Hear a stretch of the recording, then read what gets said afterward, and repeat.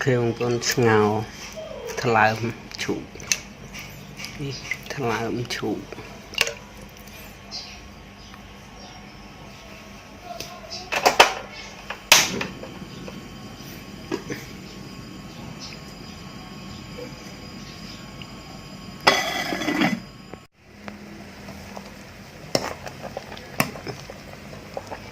chết chân ôi thơm chết chân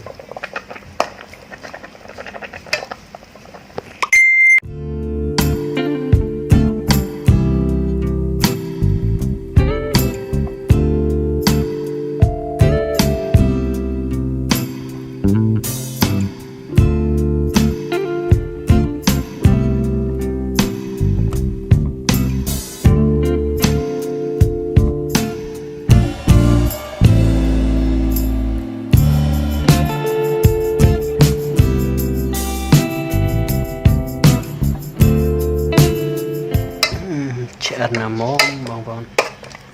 chân hơi chân món chân ngành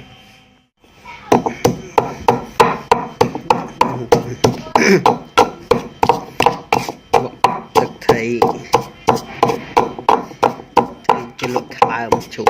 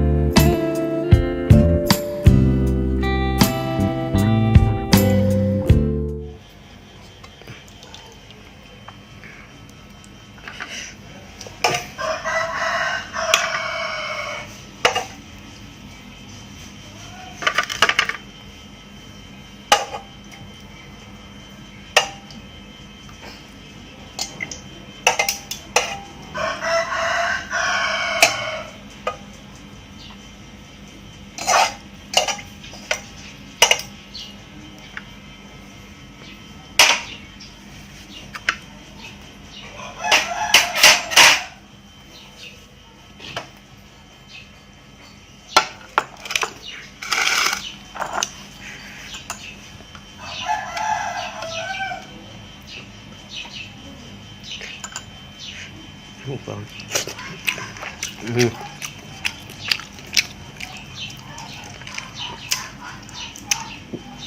hai như thế này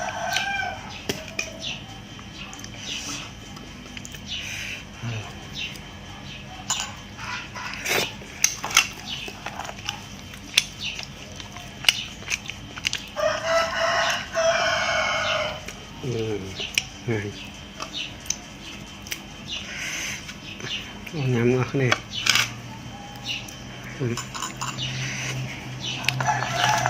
hai ông bé lục nghe nhau mà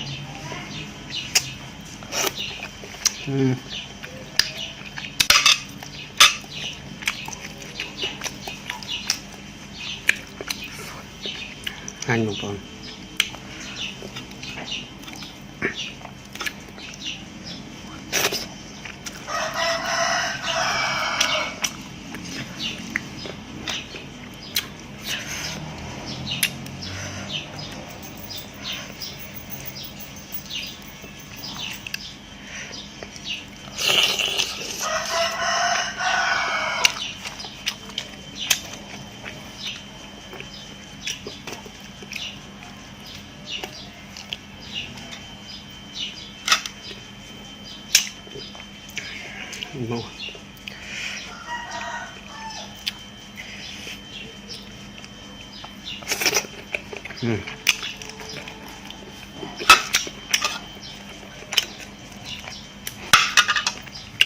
một con trai muốn bye bye.